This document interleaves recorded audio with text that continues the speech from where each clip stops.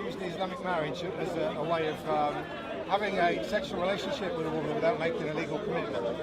Without making a Legal commitment. what kind of commitment? A legal one, like a registry office. Yeah, that's called boyfriend-girlfriend relationship. You've got to have it. Yeah, you've got to have it. exactly under Islamic law that allows boyfriend-girlfriend relationship under the our legal system without any legal commitment. Islamic You can just leave her. No, but what I mean, yeah, you can do that when you're in a sexual relationship with a prostitute in this country, isn't it? We can do that on Islamic marriage. Well, technically you can. I mean, technically a woman can get married to a man, and then a man can get married to a woman, and then they can mistreat each other and promise each other things that are not right. But the spirit of the law would say that that's not a right thing to do. I was hearing about it. There was a series of documentaries, the Birmingham Central Mosque, on the Channel 4 documentary. That's what I heard about it. It's the boyfriend-girlfriend thing going on within the Muslim community. Yeah, so we wouldn't call it boyfriend-girlfriend relationship. Obviously, we would call it marriage. But the way it works in Birmingham, I'm not really sure what's happening there. There are some, once again, there are abuses, I saw there was something really funny there. They had a day for like a matchmaking day, and I've seen those. yeah, and there was a woman sitting down, and the guy come to sit down, and she asked him, how many wives do you want? And he went like this, like as if he was counting, looking up into the corner of the room, counting. And before he could answer, she said, next. But do you know what? Can I tell you something? What's your name again? Robert. Robert. I'll be honest with you, Robert. Right? Robert. The truth is this. The truth is, a lot of the time, because obviously you're born and raised in this country, yeah. And you're looking at other communities like the Muslim community, maybe, or the Jewish community. If this is. I sometimes look at it as well and it's quite amusing, right? But the truth is, all of that which you're amazed of, or amused of, or find interesting about that, unusual, peculiar, I would say exists in mainstream non-Muslim kind of society. So, for instance, this idea of polyandry, yeah, or this idea of having multiple partners. I mean, I think that is more now the rule than the exception in this country. I do think many people get into relationships with the view of having multiple partners, having a short-term relationship, and this kind of thing. Women want one partner and men want more. Say that again, sorry? Women want one partner generally, but, yes, but men want more. Yeah.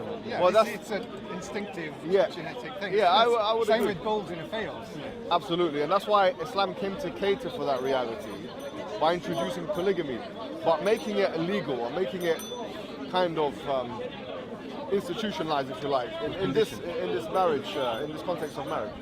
So it's this whole scenario that you brought up, where there's a man and a woman, and she was asking him, how many wives you want, and he was while he was counting in his head, she'd already moved on and was looking for the next. But do you know what? That is a very, I would say, a very open and very good question people should ask each other before they get into a relationship. Because from an Islamic perspective, if a man and a woman want to be in a relationship together, right?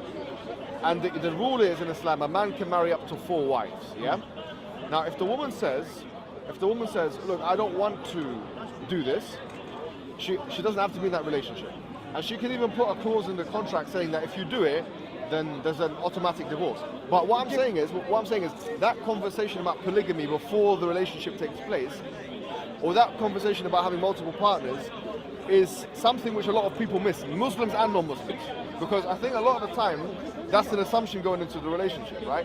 Like, even I've seen this among non-Muslim friends of mine. Different assumptions going on. Yeah. The woman might be in love with the fella, and she's just assuming that she's going to be with this one partner for the rest of their life. Exactly. And the guy's thinking, oh, well, this is number one. I've got number ones in the bag. 100%. And you would agree with me that happens no matter what religion you are. A man can have that thought, whatever religion, whatever part of the world you are. So there are many women who haven't read the small print when they go into a marriage. It's, that's exactly right. When you're online, you're asked, do you accept? Tick. Of course they're thinking, I love this person, I just want to get married, and that's it. I'm not going to read the small print. I'm not going to read the small print. Yeah, but they get into that relationship, Stephen. With that, it's Stephen, isn't it? Robert. Oh, sorry. Sorry, I just guessed your name there. Robert. So, they get into that relationship, right? And they make those assumptions. But from the statistics that have been collated in this country and elsewhere, you know, the fact that men have more than... Yes. Women wouldn't be disadvantaged if everybody who had a marriage registered it Yes. with the authorities, legally registered it. Then there wouldn't be women that were disadvantaged when, you know, the man's eyes wander after a few years, and he starts reading in the book. Oh yeah, I can get away with this. There's some issues with it. Do you know what it is, right? Divorce is much easier in Islam than it is in civil law. Yeah, well, it wouldn't be if everyone registered their marriage. No, what I mean is that if someone wanted to get divorced and they're within the scope of, like, you know, they've registered their marriage, it's very difficult and sometimes very costly to get a divorce. Whereas Islam allows an easier exit. Yeah, for someone. No, it's not that easy. Okay, maybe I elaborated upon that in a way that maybe it's not right. But what I'm trying to say is, if a woman wants to get divorced or a man wants to get divorced, in Islam, yeah, all they really have to do, for a man it's easier actually, yeah? You shout it out 4 times. No, it's 3. For the woman, it's 3, is it? No, but you know, you don't do it in one majlis, you don't do it in one But a woman, why can't a woman do that, you see? It's not equal. It's not equal. No, I agree with you. Okay, so what I want is for all your sisters and Brothers.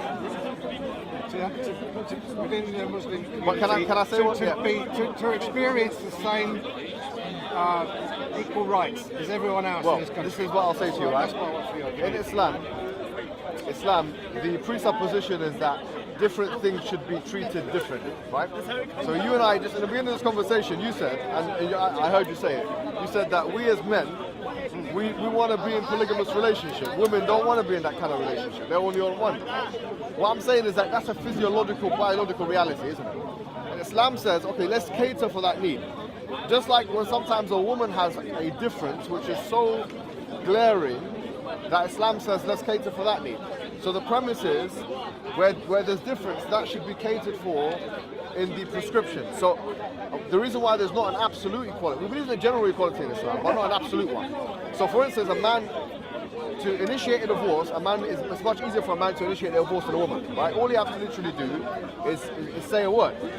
For a woman though, it's really interesting, this is something that people don't know.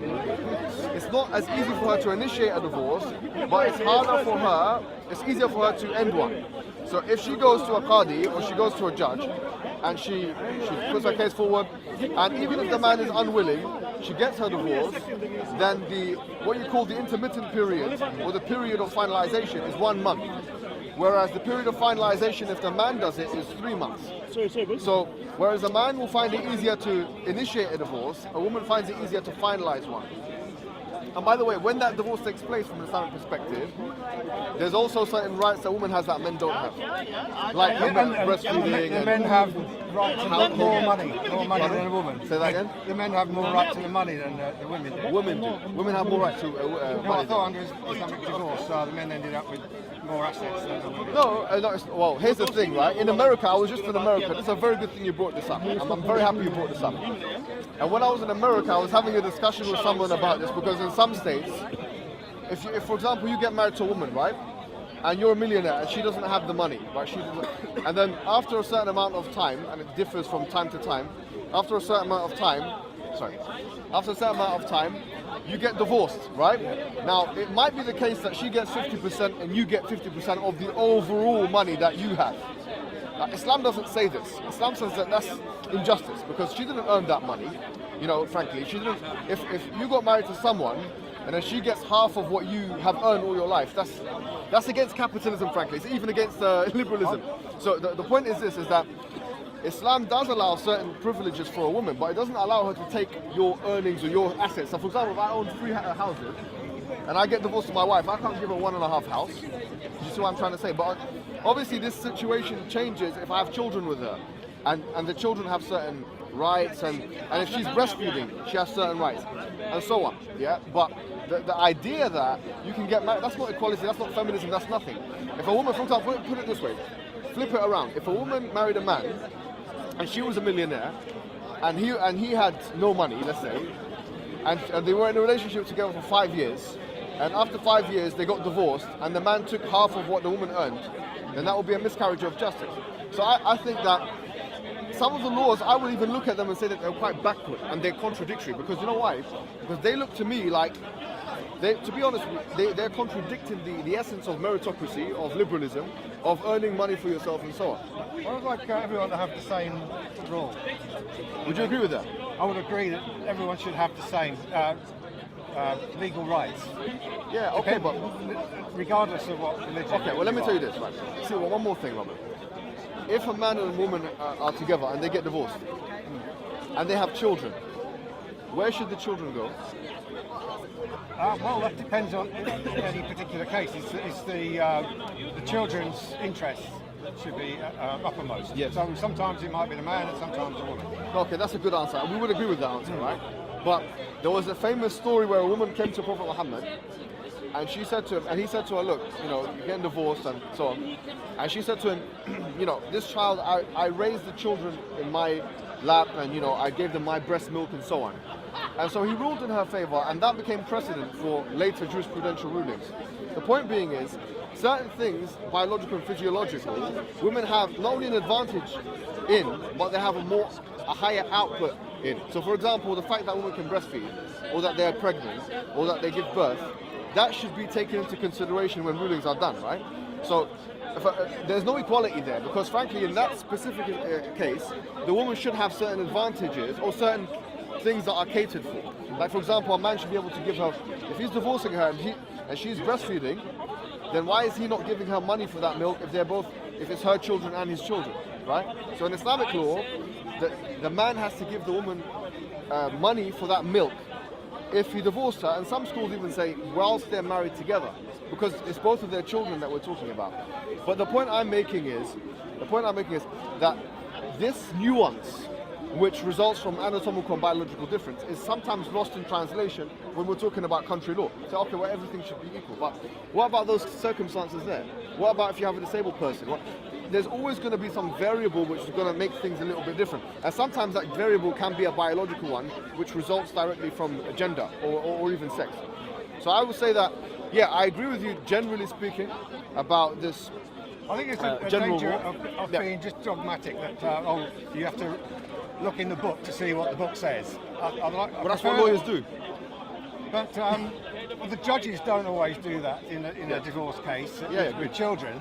They don't look in a book and say, oh, well, Article this. What they do is they look at the case before them. Yeah, but they also look at precedents and case law, which is usually in a book. However, they're not dogmatic when it comes to these issues around children. I children. agree that you should have flexibility and malleability, but I do agree, yeah. So what I want to tell you is about a recent court case which has set a precedent regarding Islamic divorce. So in the Marriage Act, there are marriages, there are relationships which aren't marriages. Yes. And there civil partnership. Yes, you've got legal marriages. Civil partnership. So you've got marriages that aren't registered, yes. marriages that are, yes, and relationships that aren't. Yes. So an Islamic marriage yes. has been ruled yes. as a marriage under law, but not registered, even though it's not registered. So a Muslim woman yes. can get the exact same rights now. This is just over 6 months ago. So even though you haven't registered your marriage and you divorce and you think you don't have any obligation to pay or anything, that's not the case. It's not the case. It's not the case. No, but you know what's even more interesting though? If a woman, think of it this way, just do a study. I know this might not. So that is an important point. Yeah, I get it. If a Muslim does a marriage under Islamic law and doesn't register it, and then there is a divorce, yes. the woman has the exact same rights. By the way, I don't disagree. I don't disagree with this point. I'm not against that, right? If a woman wants or a man wants to get married and go to the registry office, I'm totally for that. Yeah, I'm not against that. Why I'm stressing this is if Muslims decide to have an Islamic marriage and deliberately don't register it at the registry office, still under the law, they have the exact same obligations as if they were married under law when it comes to dividing up the assets. That's an interesting point of jurisprudence that we should look at. Yeah. Well, thanks for that, man. It's been a pleasure talking to you. And the last thing, the fellow who was organising dating event Yes. in, Birmingham. in the Birmingham Central Mosque, Yes. he said there is change coming to the Muslim community, and it's going to be coming through educated Muslim women. Well, that's good. I think that we definitely need to educate Muslim women and Muslim men, and also non-Muslim women and Everyone should be non-Muslim men. educated. But thank you very much for everything.